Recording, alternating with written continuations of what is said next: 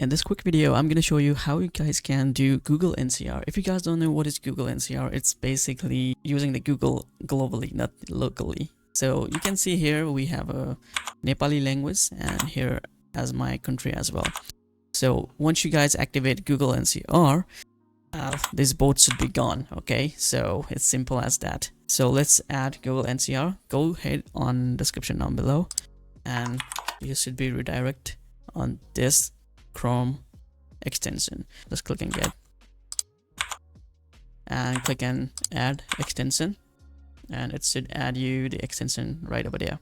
Now go back to Google. Now refresh this page and it should do your job. You can see that Nepali has been gone. Now it's using carbon neutral since whatever. Okay, so this is how you should be redirecting, or no country redirect. All right, now whenever you guys search like whatever ChatGPT, let's go, it should show you the result according to global instead of your local result. So it's that simple how you guys can no country redirect. That's it guys, thank you so much for watching. See you guys in next video. Peace.